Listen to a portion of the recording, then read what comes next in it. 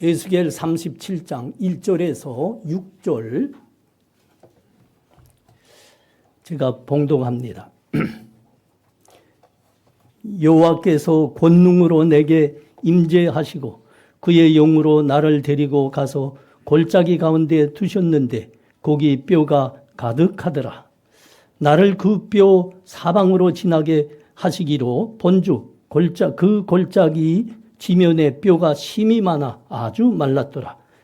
그가 내게 이르시되 인자야 이 뼈들이 능히 살 수 있겠느냐 하시기로 내가 대답하되 주 여호와여 주께서 아시나이다.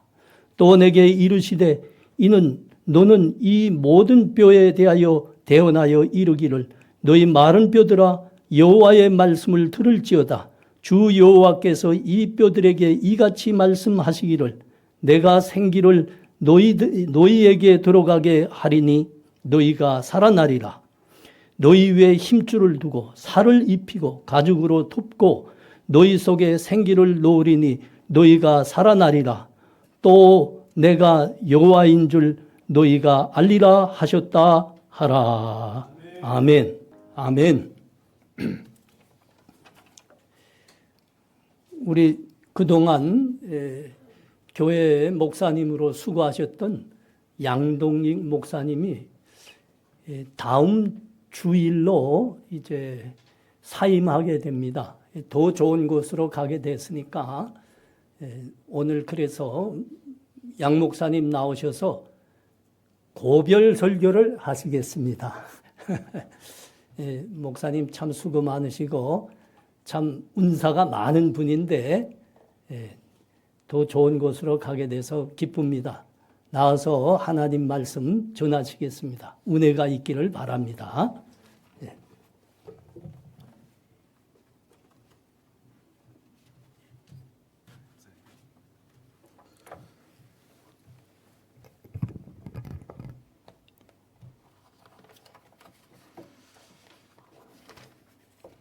저는 초등학교 3학년 때 이제 목회자로 소명을 받았습니다. 그래서 저는 쭉 이 길만 왔고요. 대학도 저는 이제 신학과 한 곳만 지원을 했어요. 그래서 안 되면 안 가겠다 그렇게 했었고 신대원 갔다가 이제 군대를 갔다가 왔고 그리고 그전 군대 갔다 와서는 이제 김포에서 한 4년 정도 있었습니다. 거기서 사역을 했었고 사역을 한 지는 한 10년 차 되었는데 제가 만 23살 그때 대학 졸업하자마자 바로 했었으니까 그래서 그 모교회에서 했었거든요. 근데 보통 그렇게 큰 교회에서 그렇게 어린 나이에 하면 안 되는데 담임 목사님께서 좋게 봐주셔가지고 거기서 사역을 했었었고 그리고 보통은 군대를 대학 한 2학년, 3학년 때 이렇게 가거든요. 근데 저는 병사로 이제 28 이럴 때 가서 이제 20살, 21살, 22살 이런 분들한테 선임 이제 이라고 깍듯하게 했었던 기억들이 있습니다. 그러다 보니까 제가 시야가 좁고 좀 갇혀 있는 생각들이 참 많았던 것 같아요. 왜냐하면 주로 이제 사회에서 풍파를 겪으신 분들보다 그리고 이제 신학교 교수님들은 대체로 3대째, 4대째 신앙생활을 하셨던 분들이어서 어떠한 일반적인 교회 밖의 세상에 대해서 잘 모르세요. 그러다 보니까 신학적인 거 이런 것만 제가 동경하면서 살다 보니까 교회라는 것이 무엇인지에 대해서 이론적으로만 이렇게 생각을 하고 부딪혔던 것 같습니다. 그러던 차에 하나님께서 이 교회로 이제 작년에 보내주셨는데 저에게는 뭐 북한 선교나 이러한 뭐 소명이 있는 건 아니고요. 또 그렇다고 해서 제가 와 보니 저는 또 이제 편견 자체도 이렇게 없더라고요. 왜냐하면 저기 왔을 때 사람들이 많이 놀래면서 뭐 괜찮아 이러는데 뭐가 괜찮냐 하면서 서로 좀 의아했던 부분도 있었었고 그러면서 내가 이게 받았던 시선들이 편견이었었구나. 그래서 성도님들께서 참 이 땅에 살아가시면서 많은 어려움들을 마주하시겠구나 생각하게 됐습니다. 제가 이 교회를 오기 전까지 뭐 여러 교회들이 있었지만 결정했던 이유는 두 가지였습니다. 첫째는 청년들이 많아서였고 두 번째는 이제 담임 목사님께서 기도하시는 분이셔서 이렇게 왔어요. 담임 목사님께서 산기도도 가시고 그리고 새벽기도도 늘 하시고 늘 그 새벽마다 산에 가실 때마다 우리 청년들 위해서 한 명 한 명 이름 불러 가시면서 말씀하시고 기도하시고 하나님께 간절히 끝까지 남아가시면서 기도하십니다. 그래서 가끔씩 이렇게 일을 주중에 하다 보면은 목사님께서 지팡이를 짚고 모세처럼 이제 산에 가시는 경우들이 있습니다. 그래서 뭐 핫팩 챙겨드릴까요 하는데 좀 이제 평양 사람들은 남자다운 게 경상도처럼 있었어서 그런가 괜찮다고 하십니다. 네. 그래서 제가 오고 나서 왜 여기에 보내셨을까 기도를 하던 중에 내 역할이 무엇일까. 근데 전 뭐 잘하냐고 하면 저 일 잘하거든요. 일 잘하고 일이 무섭지 않고 어떤 일이든 이제 하는데 저의 성향은 이제 성경에서 보면은 바울의 성향하고 비슷해요. MBTI로 봤을 때 바울은 ENTJ여가지고 예, 칼 같습니다. 효율성을 중요시하고 마가 같은 경우도 이제 바나바 같은 경우는 그래도 용서해줘야 된다, 품어줘야 된다 하는데 바울 같은 경우는 가차 없이 끊어내 버리잖아요. 그러고 이제 일 같은 경우에서 방해가 된다고 했을 때 바나바 같은 경우도 아예 끊어버립니다. 그래서 그런 저 성향 때문에 하나님께 쓰임 받는 부분도 있는데 왜 여기에 보내셨을까 많이 생각을 해봤는데 지금 와서 돌아보니까 하나님께서 왜 보내셨을까 일을 시키기 위한 거가 첫 번째, 두 번째가 아니라 그건 나중이고 이제서 좀 이게 알게 된 것 같습니다. 그리고 하나님께서 여기서 보내신 목적이 어느 정도 이제 성취되고 달성이 되어서 하나님께서 또 다른 곳으로 인도하시는 것 같아요. 바울은 원래 예수님을 믿던 그 ENTJ 바울은 예수님을 믿던 자들을 붙잡는 자였습니다. 체포하고요. 그리고 초대교회 이 스데반 집사님이 돌로 쳐 죽임을 당할 때 좋아했어요. 마땅하다고 했었고 그게 옳다라고 생각했습니다. 그런데 다메섹 도상에서 예수님을 만나고 나서 이제 눈에 어려움이 생겼죠. 그리고 이제 그걸 고침받는데 그가 바로 선교를 했던 게 아닙니다. 그가 바로 하나님께 쓰임 받아서 복음을 전하고 뭐 착고를 차고 감옥에 들어가서 찬양을 했던 게 아니에요. 그는 3년 동안 아라비아 사막으로 가요. 그래서 그가 3년 동안 무엇을 했는지 모르겠습니다. 그가 믿었던 것이 여태까지 내가 믿었던 게 맞는가 옳은가 여러 가지 고민을 했겠죠. 그런데 그때 이 바나바가 어떻게 하냐면은 바울이라는 사람을 끌어내줘요. 바울이라는 사람을 그때 3년 동안 어떻게 보면 폐인처럼 있었을 수도 있고 골방에 갇혀 있을 수도 있는데 바나바가 끌어내줍니다. 그래서 바나바가 끌어냈을 때 바나바가 끌어내줌으로 인해서 바울은 어떤 효과를 받냐면은 사람들이 바울이 교회를 핍박했기 때문에 바울을 믿지 않았겠죠. 그리고 바울 같은 경우는 까칠했어요. 그리고 성향도 굉장히 칼 같았고 무엇보다 신약 성경의 대부분을 다 썼다. 하나님께서는 성경 기자들의 그 성격과 기질을 사용하시는데 신약 성경의 대부분을 그가 썼다라는 것은 그가 얼마나 꼼꼼한지. 그러니까 이런 사람을 상사로 만나면은 정말 힘든 거죠. 예. 근데 그러한 사람을 아무도 품어줄 수가 없었는데 바나바라는 사람이 바울을 품어줘요. 그리고 대변해 줍니다. 그의 날카로움들을 품어줘요. 그래서 하나님께서 이 바울을 사용하셨을 때는 그의 어떤 날카로운 성품들과 관계에 있어서 사람들을 대하는 부분에 있어서 모난 부분들 그것들을 바나바를 통해서 하나님께서 다 품어주고 참아주고 깎아주고 그러한 후에 사용했던 거죠. 그래서 일종의 바나바가 바울의 아버지가 되어줬던 겁니다. 그래서 바울은 후에 이러한 말을 합니다. 1만 스승이 있지만 아버지는 적다라고 말이죠. 그 바나바가 회상했을 때 직접적으로 언급하지는 않지만 그에게 아버지의 역할을 해주었다라고 회상한다라고 생각합니다. 이 본향교회 안에서 저의 모난 성품을 이제 아버지처럼 안아주시고 잘 다듬어 주시고 품어주시고 바꾸어 주셔서 본향교회와 유대열 담임 목사님께 감사드립니다.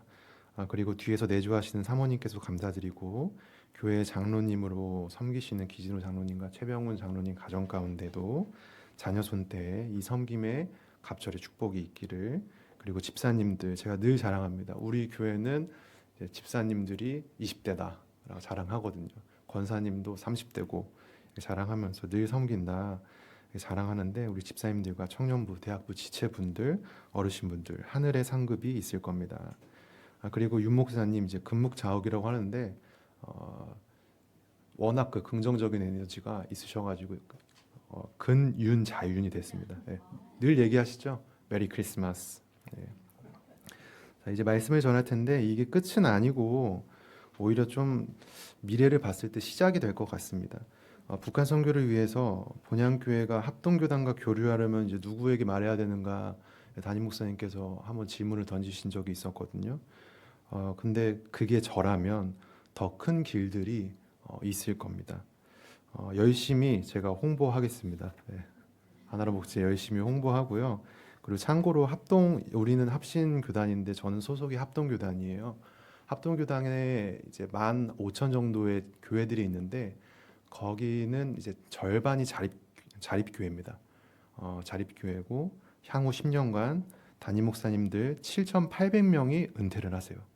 그러면 이제 후임 목사들을 뽑아야 되는데 혹 그 중에 여러분들의 기도로 제가 북한 선교에 관심이 있고 선교적인 마인드를 가진 교회에 담임 목회자로 가게 된다면 목사님 초청해드리고 일꾼들도 보내드리고 여러 가지로 이제 연결해서 더 큰 교회에 이제 쓰임들을 할 수 있도록 하나님께서 이 교회의 실정들에 대해서 보여주신 게 아닐까 하는 시간들이었던 것 같아서 이게 끝이 아니고 이제 하나님께서 이 본향교회를 통해서 담임 목사님의 그 15년간의 그 사역들을 이제 열매 맺게 하시는 거구나라고 이해해 주셨으면 좋겠습니다. 제가 말씀을 전하기에 앞서서 기도하겠습니다.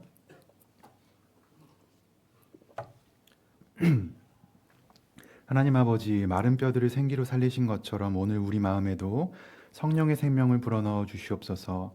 말씀을 전하고 듣는 이 시간 절망이 소망으로 메마름이 회복으로 변하는 은혜를 경험하는 시간 되게 하시고 주의 능력과 영광이 이 자리에 충만하여 죽은 것 같았던 우리의 영혼이 우리의 남북 관계가 주 앞에 다시 일어나는 말씀 시간 되게 하여 주시옵소서. 예수님의 이름으로 기도하옵나이다. 아멘. 예화 하나를 이렇게 드리겠습니다. 무거운 예화는 아니고 이 설교와 관련된 이제 서두의 서론에 해당하는 부분인데 어떤 한 남자가 있었습니다. 그는 믿었던 사람에게 배신을 당했어요. 그래서 그 배신감과 억울함이 원인이 돼서 그는 마음과 몸에 굉장히 큰 병을 얻게 되었습니다. 그리고 배신당했기 때문에 돈도 없어서 병원에 갈 수도 없었어요. 도와주는 사람도 없었었죠. 그저 혼자 방 안에서 지내고 있었습니다. 그렇게 자신의 신세를 비관하던 어느 날이었는데 갑자기 방 안이 환하게 빛나더니 그 남자 앞에 천사가 나타났습니다. 그리고 이렇게 말했어요. 당신에게 당신이 바라는 소원 3가지를 말해주세요. 천사가 말했어요. 그러자 그 남자는 감동을 받았습니다. 제가 바라는 소원 3가지를 말하라고요? 저는 변치 않는 우정과 변치 않는 사랑과 영원한 건강을 원합니다. 라고 울먹이는 목소리로 이 3가지를 말했습니다. 그리고 남자는 천사에게 물어봤어요. 천사님 정말 감사합니다. 이 3가지 소원을 정말 제가 말했는데 이 3가지 소원은 언제 이루어 주시는 거죠? 그러자 천사가 황당한 표정으로 말했습니다. 이거는 설문조사인데요. 소원은 이루어 드리지 못합니다. 라고 했어요. 저는 3가지를 말해달라고 했지 이루어 주겠다고 얘기하지 않았거든요. 그래서 그 남자는 허망하게 다시 방 안에서 혼자 지내게 되었습니다. 우리가 살다 보면 이처럼 허망한 순간들이 좀 참 많은 것 같아요. 허탄한 순간들이 있습니다. 그리고 소망이 끊어진 것 같은 순간들이 분명히 존재합니다. 그럼에도 불구하고 우리는 이 소망을 반드시 붙잡아야 합니다. 왜냐하면 우리는 예수님을 믿는 그리스도인들이기 때문이죠. 성경에서 말하는 소망은 세상에서 말하는 소원과 개념이 조금 다릅니다. 세상에서 언급하는 소원은 단순한 기대나 갈망이지만 소망은 예수님을 믿는 사람들이 하는 소망은 믿음과 신뢰를 가지고 하나님을 의지하는 것을 뜻합니다. 더욱이 이 소망은 믿음과 사랑과 더불어서 그리스도인들에게 필수적인 요소이죠. 또한 성령의 은사로서 그리스도인들이 갖추어야 할 특성입니다. 그러나 우리는 불완전한 인간이기 때문에 이 소망을 믿음을 잃어버리듯 사랑을 잃어버리듯 마찬가지로 소망을 자주 잃어버립니다. 그리고 소망을 자주 빼앗기게 돼요. 자, 그렇다면 우리에게 소망이 사라질 때 어떻게 해야 할까요? 소망이 끊어진 것 같을 때 어떻게 이 소망을 다시 붙잡아 볼 수 있을까요? 더 이상 하나님을 의지할 힘이 사라졌을 때 어떻게 다시 하나님을 의지할 수 있을까요? 혹 많이 지치신 분들이 있다면은 소망을 잠시 내려놓으신 분들이 있다면 하나님 나라의 그 비전들을 잠시 내려놓으신 분들이 있다면 이 말씀을 듣고 소망을 다시 붙잡는 시간이 되었으면 좋겠습니다. 이 소망을 다시 붙잡기 위해서는 우리가 하나님의 말씀으로 돌아가야 합니다. 우리가 읽은 오늘 본문에서 뼈들이 등장을 해요. 이 뼈들이 무엇을 의미하냐? 에스겔서 37장 본문은 실제 사건인 것 같지만 환상입니다. 가짜예요. 그 골짜기에는 뼈들이 아주 가득했습니다. 거기서 하나님께서 물어보세요. 이 뼈들이 능히 살 수 있겠느냐? 에스겔이 답하죠. 주 여호와께서만이 아십니다. 그러자 하나님께서는 에스겔의 입을 통해서 하나님의 말씀을 대언시킵니다. 말씀을 선포하자 뼈에 힘줄이 생깁니다. 살이 덧입혀지고 가죽이 생겨요. 그리고 피부가 생깁니다. 영혼이 불어넣어지고 살아나게 돼요. 썩어 나뒹구는 뼈 조각들이 살아 숨쉬는 사람이 되었습니다. 이것이 환상의 내용입니다. 하나님께서 보여주신 이 뼈들은 에스겔에게 보여주신 이 뼈들은 이스라엘을 의미합니다. 하나님께서 이스라엘을 뼈로 보여주셨다는 것은 이스라엘이 죽었다라고 보여주시는 거예요. 이스라엘에게는 지금 소망이 없다, 소망이 사라졌다라는 것을 보여주는 겁니다. 그들에게 왜 소망이 사라졌을까요? 왜 하나님을 의지하는 소망이 사라졌냐면 하나님께서는 분명히 아브라함에게 약속하셨죠. 바다의 모래처럼 하늘의 별처럼 수많은 자손을 약속하셨고 그 약속을 떠올리며 애굽을 탈출했고 그리고 약속의 땅 가나안 땅에 왔고 수백 명에서 수백만 명으로 불어났습니다. 큰 민족을 이루었죠. 하나님의 약속대로 이스라엘은 가나안 땅을 정복했습니다. 하나님의 약속대로 이스라엘은 다윗과 솔로몬을 거쳐서 큰 나라가 되었습니다. 하나님의 약속이 분명히 이루어졌죠. 하지만 지금 이 환상을 보는 시기에도 이루어졌을까? 아닙니다. 에스겔 선지자가 이 환상을 보는 시기는 어떠냐면 이스라엘 나라가 사라졌어요. 그 이유는 선조들이 지었던 죄 때문에 나라가 망한 이유도 있습니다. 그러나 에스겔과 동시대를 살고 있었던 사람들 중에서 선조들처럼 죄를 짓지 않았던 사람들은 어떻게 생각할까요? 에스겔처럼 하나님을 열심히 바르게 섬기고 있었던 사람들은 어떻게 느낄까요? 이 상황이 그들에게는 하나님의 약속이 이루어진 상황, 하나님의 약속이 성취된 말씀, 그러한 현실일까요? 하나님께서 살아계시다고 느낄까요? 이 에스겔서가 써지던 그 시기에는 이스라엘은 망했고요. 남유다도 무조건 당연히 망했고 그들의 왕은 어떻게 됐냐면 두 눈이 뽑혀서 포로가 되었습니다. 이제는 돌아갈 고국도 없고 그들을 보호해 줄 사람도 없습니다. 포로된 상태이고 노예된 상태예요. 부모와 형제와 자식의 생사도 모릅니다. 형제의 안부도 물을 수가 없어요. 하나님의 약속도 보이지 않는 상태입니다. 그리고 바벨론에서 말도 통하지 않아요. 그래서 그들에게 소망이 없습니다. 소망이 사라지면 생기는 문제들이 있습니다. 이 고린도전서 13장 13절을 보시면 그런즉 믿음, 소망, 사랑 이 세 가지는 항상 함께 있는다라고 말하죠. 이 뜻이 무엇이냐면 믿음이 약해지면 소망과 사랑도 약해져서 사라집니다. 사랑이 식으면 믿음과 소망도 사라져요. 소망이 사라지면 믿음도 사랑도 사라지게 되는 거죠. 이스라엘 공동체 안에 소망이 사라졌습니다. 그래서 이스라엘 공동체 안에 사랑이 식어졌고요. 이스라엘 공동체 안에 소망이 사라져서 그래서 이스라엘 공동체 안에 믿음이 약해졌습니다. 하나님께서는 믿음과 소망과 사랑을 통해서 우리와 함께 하십니다.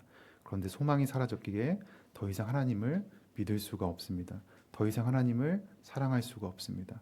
더 이상 하나님께서 나와 우리의 가정과 교회와 우리나라 가운데 함께 하심을 믿을 수가 없어요. 더 이상 하나님께서 함께 하심을 소망할 수도 그리고 더 이상 하나님께서 함께 하시는 그 사랑을 체험할 수도 경험할 수도 없습니다. 사랑도 없어지고 하나님을 믿는 믿음도 없어지고 미래를 소망하는 소망도 사라진다라면은 예수님께서 다시 오신다는 믿음도 오실 거라는 믿음도 사라지게 되죠. 멀어지게 되죠. 그렇게 되면 이러한 믿음과 소망과 사랑이 우리의 현실 속에서 우리의 가족이, 내 환경이, 미래가, 인생이 하나님께서 이끌어 주시고 인도해 주셔서 나아지리라는 희망 자체가 없어집니다. 하나님께서는 이스라엘을 사랑하셨습니다. 그들과 함께함을 보여주시기 위해서 성막을 지으라고 하셨고 성전을 건축하라고 하셨죠. 그리고 그곳에서 하나님과의 믿음과 소망과 사랑을 회복하는 제사를 지내라고 예배를 드리라고 하셨어요. 그래서 성막과 성전은 실제로 하나님을 위한 것이 아니라 제사와 예배는 하나님을 위한 것이 아니라 이스라엘 사람들을 위한 것이었습니다. 그곳에서 예배를 드리고 성전과 성막에서 이스라엘은 하나님을 소망했고 하나님을 믿었고 하나님을 사랑했습니다. 그런데 지금 이 에스겔서가 쓰여지고 읽혀지던 시대에는 그것들이 다 없어졌어요. 그들의 눈에서 하나님을 볼 수도 하나님께서 함께 하심을 느낄 수도 없습니다. 마치 흑암 속에 깜깜한 어둠 가운데 있는 것 같은 거죠. 그때 바로 하나님께서는 에스겔에게 이스라엘에게 이 환상을 보여주시는 겁니다. 이 환상을 보여주신 이유는 다시금 소망하게 하기 위해서입니다. 다시금 믿게 하기 위해서예요. 다시금 하나님의 사랑을 느끼게 하기 위해서입니다. 함께 해주시는 하나님 그리고 사랑해 주시는 하나님을 바라보게 하시기 위해서였습니다.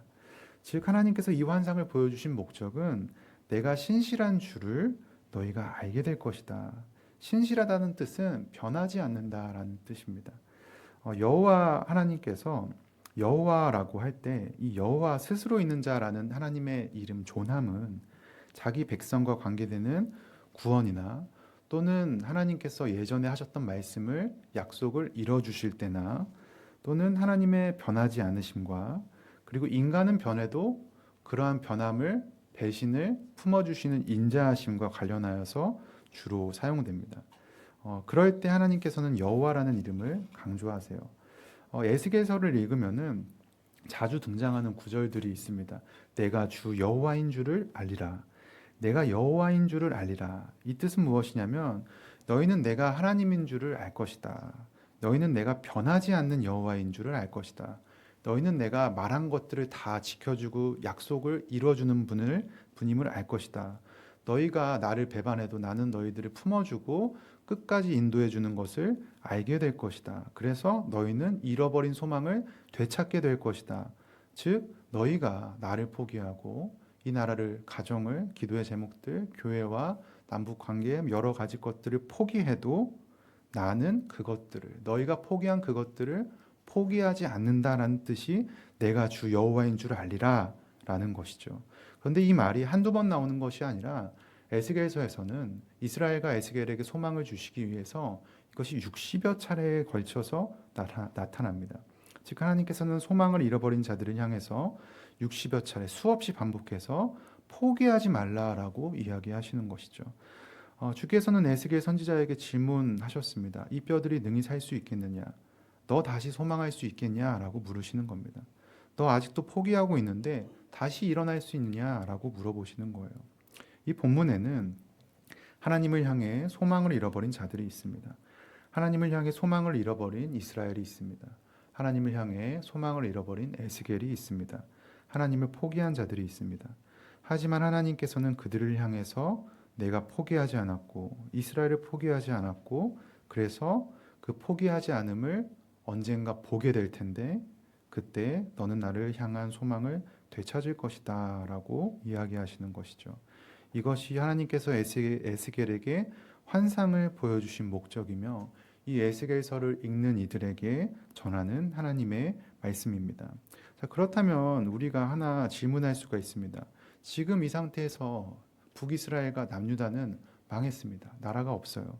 자, 나라가 망했는데 왕은 이미 두 눈이 뽑혔는데 그렇게 된 것이 나라가 망한 것이 어떻게 하나님께서 신실하시고 소망을 일으킬 수 있다라는 건가? 어떻게 노예된 것이 포로된 것이 하나님의 약속을 성취하신다라는 건가?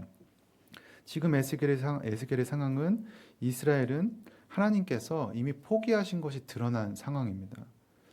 가족의 생사도 모르고 주권도 없어서 거주지를 함부로 옮겨 다니지도 못하고 바벨론에게 보고해야 됩니다. 이렇게 따지면 하나님께서 신실하시다라는 것은 거짓말이잖아요. 그런데 이 세상은 우리가 고난을 당하건 복을 얻건 다 하나님의 주권과 섭리 가운데 있습니다. 하나님께서 다스리세요. 그런데 하나님께서는 분명히 우리를 구원할 자를 두 개의 국가에서 나올 것이다라고 이야기하지 않으셨어요. 하나의 국가를 이야기하셨습니다.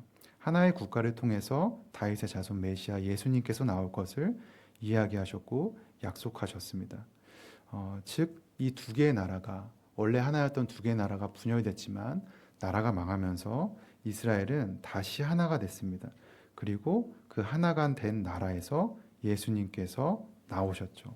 예수님께서 그 하나된 나라에서 나오셔서 탄생하신 거예요. 그래서 에스겔 37장 15절에서는 이 다음 장에서는 예수님의 탄생을 이야기하는 이유가 이것입니다. 자, 본향교회 성도 여러분, 우리가 잠시 마음의 눈을 감고 떠올려 보겠습니다. 우리를, 여러분들을 둘러싸고 있는 수많은 환경들과 관계들과 미래들이 있을 겁니다. 생기가 가득합니까? 아니면 마른 뼈가 가득한 골짜기입니까? 소망이 가득합니까? 아니면 소망이 보이지 않습니까?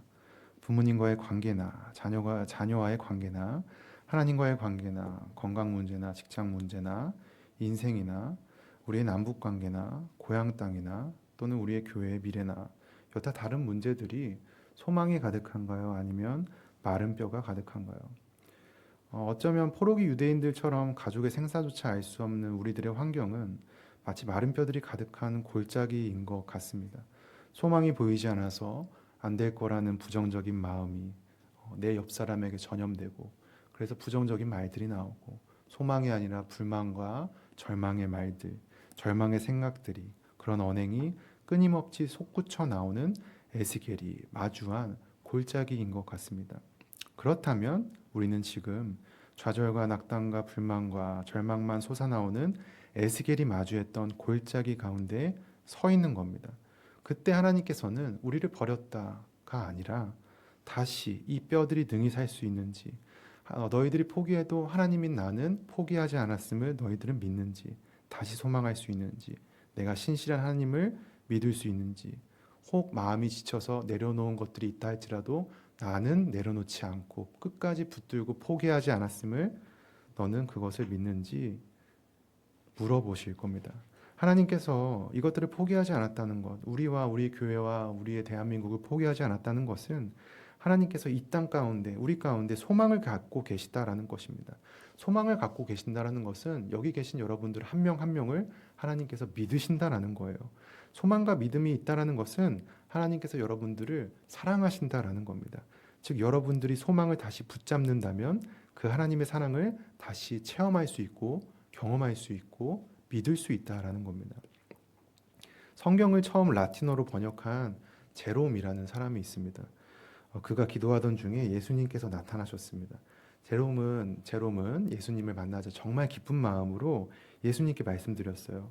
사랑하는 예수님, 저를 만나주시고 찾아오신 것에 대해서 정말 너무 감사드려요. 제 마음을 다해서 선물을 드리고 싶습니다. 그러자 예수님께서 제롬에게 말씀하셨습니다. 이 세상의 모든 것이 다 내 것인데 너가 무엇을 나에게 주겠단 말이냐. 제롬은 다시 예수님께 말했습니다.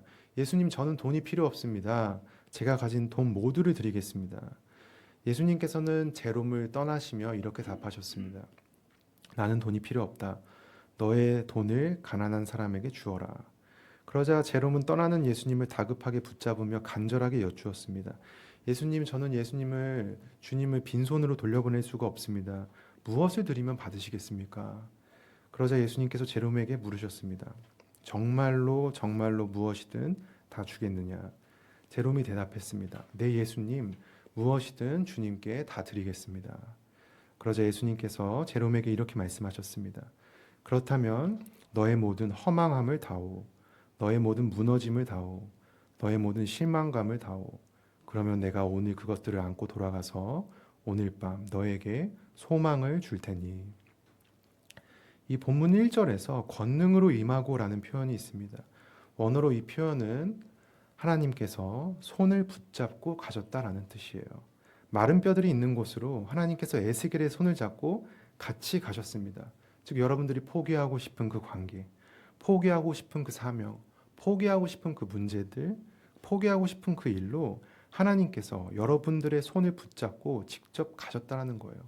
에스겔의 마른 뼈만 가득한 골짜기로 가셔서 손을 붙잡고 가셨다라는 겁니다.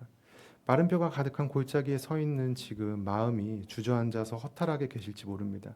방 안에서 홀로이, 외로이 세 가지 소원을 이뤄줄 천사를 기다리고 있는지도 모르죠. 그러나 하나님께서 우리가 포기하고 싶은 그 관계와 일과 사명과 문제 속으로 손을 붙잡고 가신 이유는 소망을 주시기 위해서입니다. 우리를 둘러싼 환경과 관계 속에서 그 소망이 구체적으로 어떻게 이루어질지는 저는 모릅니다. 하지만 여러분들이 하나님을 향한 소망을 다시 붙잡는다면 지금 여러분들의 손을 붙잡고 계시는 하나님을 볼 수 있을 겁니다. 하나님의 손이, 이 본향교회를 붙잡고 있는 하나님의 손이 보일 겁니다. 그 사랑을 다시 느낄 수 있고 다시 믿을 수 있고 다시 사랑할 수 있을 겁니다. 말씀을 맺겠습니다. 본향교회 성도 여러분, 여러분이 하나님을 붙잡은 손을 놔버린 지금이 하나님께는 여러분의 손을 꼭 붙잡으시는 지금일 수 있습니다. 여러분들이 하나님을 볼 수 없는 지금이 하나님께는 여러분을 주목하고 있는 지금일 수 있습니다. 여러분이 하나님을 포기한 지금이 하나님께는 당신의 신실하심을 보여주시는 지금일 수 있습니다.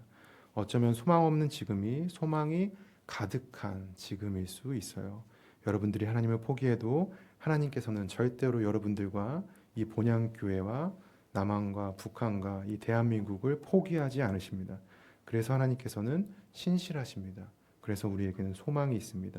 이 소망을 붙잡으시기 바랍니다. 소망의 고백을 하나님께 드리시기 바랍니다. 그리하여 하나님께서 신실하신 여호와인 줄 알게 되는 저와 여러분 되시기를 주님의 이름으로 축복합니다. 기도하겠습니다. 하나님 아버지, 이 본향교회를 축복하시고 감싸주시고 소망을 주사 하나님을 사랑하고 하나님의 사랑을 전하는 공동체 되게 하여 주시옵소서. 신실하고 진실하고 성실한 믿음의 일꾼들을 붙여주시고 담임 목사님께서 영육간의 강건함으로 모두가 소망을 잃은 이 사역을 최전방에서 홀로이 감당함이 지치지 않고 오히려 힘을 얻을 수 있도록 위로하시고 공개받게 하시고 묵묵히 뒤에서 밀어주는 좋은 사람들 만나게 하여 주시옵소서.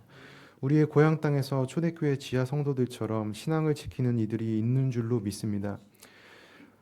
감시가 있어서 내가 믿는 예수를 내 자녀들에게 전하지 못하고 하나님께 묵묵히 조용히 기도하며 기다리는 자들이 있는 줄로 믿습니다. 배고픔과 굶주림으로 어제는 부모님을 보내고 오늘은 내 형제들을 보내고 오늘 밤을 버틸 수 있을지 차가운 바닥에 누워 소망을 잃은 하나님의 자녀들이 있는 줄로 믿습니다. 천사들을 보내사 그들을 보호하시고 이들에게 조금이나마 사랑을 전하고자 양식을 준비한 것들이 있사오니 이 겨울이 가기 전에 속히 전달할 수 있게 하나님께서 길을 열어주시옵소서. 하나님, 저는 본향교회에서의 사역을 마칩니다. 그러나 제가 가는 곳곳마다 저를 통하여 본향교회의 사역이 널리 알려지게 하시고 이를 통하여 본향교회와 유대열 목사님을 통하여 흩어진 남한 땅의 북한 사역이 하나가 되게 하여 주시옵소서. 하나님의 신실하심과 믿음과 사랑과 소망이 이 본향교회와 본향교회를 통하여 대한민국에 가득하게 하여 주실 것을 믿습니다. 예수님의 이름으로 기도하옵나이다. 아멘.